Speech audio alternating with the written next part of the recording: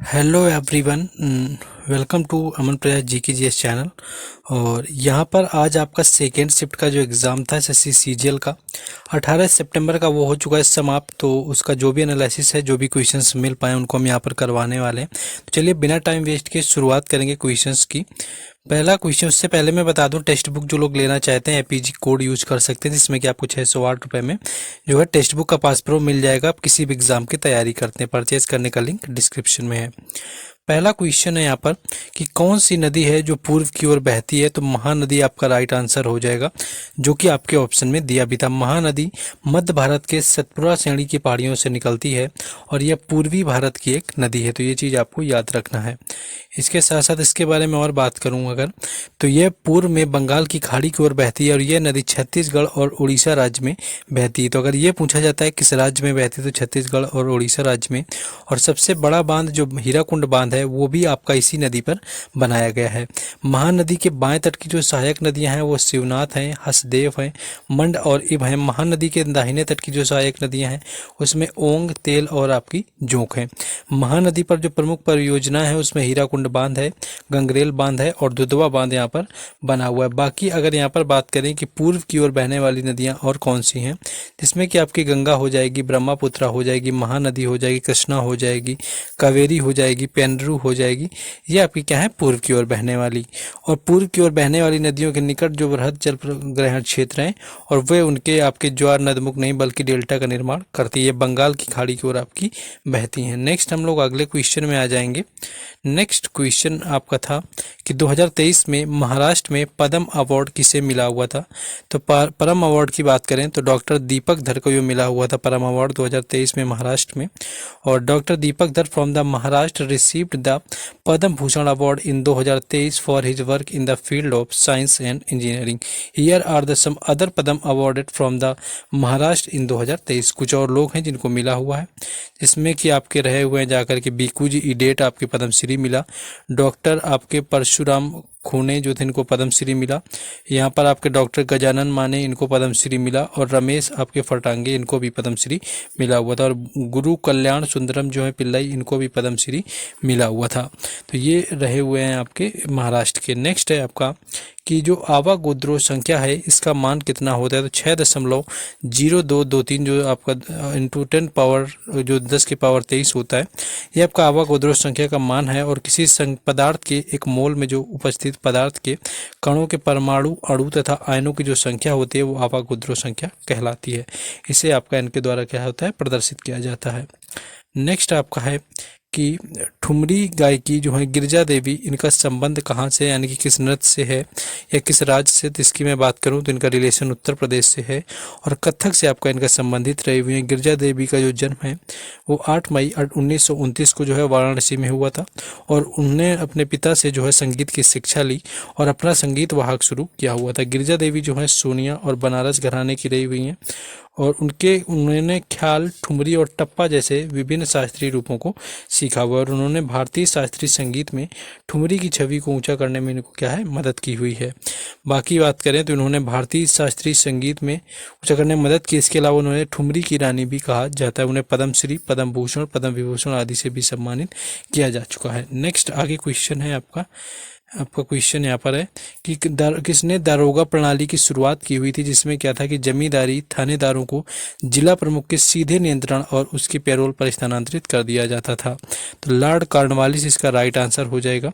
Lord Cornwallis ने क्या है कि पुलिस में सुधारों के हिस्सों के रूप में दारोगा प्रणाली की शुरुआत करी हुई थी। प्रत्येक जिले की पुलिस को जिला न्यायाधीश के अधीन रखा गया था और प्रत्येक जिले को थाना पुलिस मंडलों में विभाजित किया गया था, जिसका नेतृत्व जो है दारोगा करते थे। चार्ल्स कॉर्नवालिस जो है एक ब्रिटिश सेनाधिकारी थे जिन्होंने क्रांतिकारी युद्ध के दौरान एक जनरल के रूप में कार्य किया हुआ था। नेक्स्ट क्वेश्चन है आपका कि भारतीय खेल प्राधिकरण जो है वो किस मंत्रालय के अंतर्गत आता है। स्पोर्ट अथॉरिटी ऑफ इंडिया जो है यह भारत के युवा कार्यक्रम एवं खेल मंत्रालय का जो है आपका प्रमुख अंग है। तो युवा मंत्रालय और जो खेल आपका है मंत्रालय, इसका क्या है कि महत्वपूर्ण अंग है और ये अपनी खेल प्रोत्साहन योजनाओं के माध्यम से भारतीय खेल प्राधिकरण युवाओं में प्रतिभा उत्पन्न करने का काम करता है। इसके लिए वह उन्हें आवश्यक आधारभूत मूल ढांचा, उपकरण, प्रशिक्षण सुविधाएं और प्रतियोगिता के अवसर प्रदान करता है। तो आपका ये आपका खेल मंत्रालय हो जाएगा।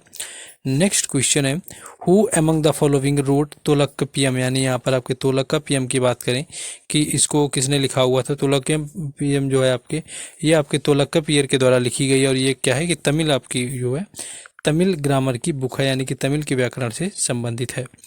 नेक्स्ट है क्वेश्चन, सिक्किम एक चाइल्ड बर्थ पर कितने पेड़ लगा रहा है, यानी सिक्किम जो है एक बच्चे के जन्म पर कितने पेड़ लगाते हैं। तो 100 पेड़ इसका राइट आंसर हो जाएगा। सिक्किम राज्य सरकार ने ग्रीन कवर बढ़ाने और कार्बन डाइऑक्साइड उत्सर्जन कम करने के लिए हर बच्चे के जन्म पर 100 पेड़ लगाने की योजना की शुरुआत की है।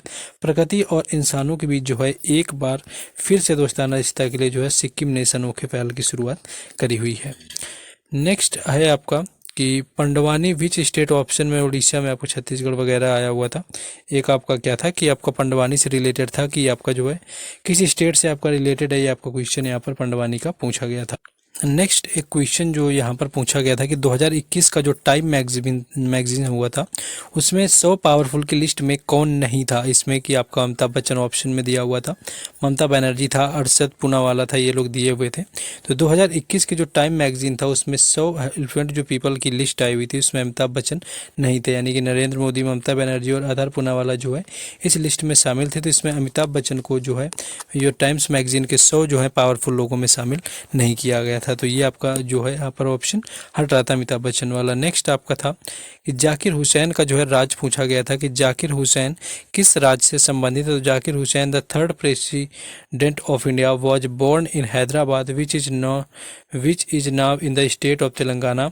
ही is also serve the governor of Bihar from 1957 to 1962, यानी कि 1957 से लेकर के 1962 तक जो है जाकिर हुसैन का है आपके रहे हुए थे, आपके जो है बिहार के गवर्नर भी। नेक्स्ट एक क्वेश्चन था आपका कि राजा बालिंदर सिंह जो है ट्रॉफी वो किस खेल से संबंधित है। तो राजा अगर बालिंदर सिंह ट्रॉफी की बात करें तो नेशनल गेम से इसका संबंध है, राजा बालिंदर सिंह ट्रॉफी का, जो कि आज की शिफ्ट में पूछी गई थी। नेक्स्ट है नेफ्रॉन किसकी सूक्ष्म संरचनात्मक और कार्यात्मक इकाई है। तो नेफ्रॉन की बात करें तो यह वृक्क यानी कि किडनी की होती है।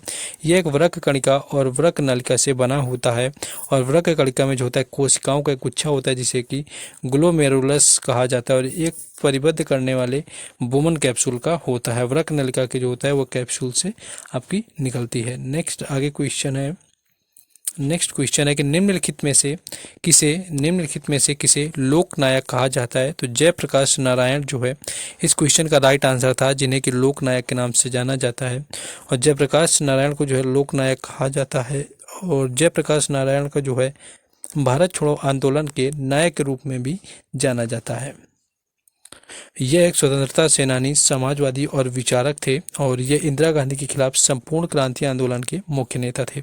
1999 में जयप्रकाश नारायण को मरणोपरांत भारत रत्न से सम्मानित किया गया था। और भारत में आपका नेक्स्ट जो क्वेश्चन पूछा गया था यहाँ से कि भारत में सूखा प्रवण क्षेत्र कार्यक्रम किस पंचवर्षीय योजना के दौरान शुरू हुआ था। तो चौथी पंचवर्षीय योजना राइट आंसर हो जाएगा, जब सूखा प्रवण क्षेत्र भारत में शुरू हुआ था। और इस दौरान क्या है आपका 1973 में इसकी शुरुआत करी गई थी, आपकी कृषि उत्पादन और सूखा प्रवण क्षेत्र में रहने वाले सामाजिक आर्थिक स्थितियों पर सूखे प्रभावित क्षेत्रों को कम करने के लिए। बाकी आपका क्वेश्चन आपका था कि यहाँ पर इंडियन कॉन्स्टिट्यूशन के बारे में आपके रॉन्ग स्टेटमेंट देकर के पूछा गया था, जिसका आपका दूसरी आपकी जो ये पूछा था क्वेश्चन कि आपकी जो संविधान है उसके मुताबिक कौन सा इनमें सही नहीं था। तो जो दोहरी नागरिकता है ये उसमें दिया हुआ था। दोहरी नागरिकता हमारे संविधान में नहीं है, क्योंकि ये यूके के संविधान से क्या है कि एकल नागरिकता का प्रावधान हमारे संविधान के अंदर लिया गया। तो एकल नागरिकता कहाँ से ली गई है, तो ये क्वेश्चन आपसे पूछा जाता है। मृत सागर आपसे पूछा गया था कि मृत सागर आपका कहाँ पर स्थित है। तो मृत सागर की अगर मैं बात करूं तो मृत सागर दक्षिण पश्चिम एशिया के इजराइल और जॉर्डन के बीच स्थित एक जो है स्थल रुद्ध खारे पानी की झील है। तो मृत जो सागर है ये आपका क्या है कि इजराइल और जॉर्डन के बीच स्थित एक क्या है स्थल रुद्ध खारे पानी की झील है। नेक्स्ट एक क्वेश्चन पूछा गया था महामारी से रिलेटेड कि महामारी रोग संशोधन विधेयक 2020 किस अधिनियम को संशोधन करता है। तो महामारी रोग अधिनियम 1897 में इसका राइट आंसर था। और महामारी रोग विधेयक 2020 को 14 सितंबर 2020 तक राज्यसभा में पेश किया गया था और यह महामारी रोग अधिनियम 1897 में संशोधन करता है और अधिनियम में खतरनाक महामारी रोगों के प्रसार की रोकथाम भी करता है। नेक्स्ट था कि आहार एक प्रशासनिक कार्य इकाई थी और यह किस साम्राज्य के समय चल रही थी। तो आहार की बात करें तो यह मौर्य समाज के समय पर थी, यानी कि जो मौर्य साम्राज्य था, आहार एक प्रशासनिक इकाई थी जो कि मौर्य साम्राज्य के समय में अस्तित्व में आई हुई थी।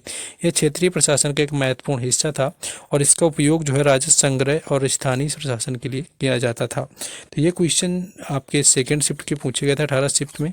जिन लोगों को वीडियो को जिन्होंने लाइक ना किया हो, शेयर ना किया हो, तो वो लोग कर देंगे। एंड चैनल को जरूर सब्सक्राइब करिए। PDF आपको टेलीग्राम चैनल और व्हाट्सएप ग्रुप पर मिलेगी, उनके लिंक डिस्क्रिप्शन में दिए गए हैं, तो वहाँ से जाइए और जुड़ जाइए। जय हिंद।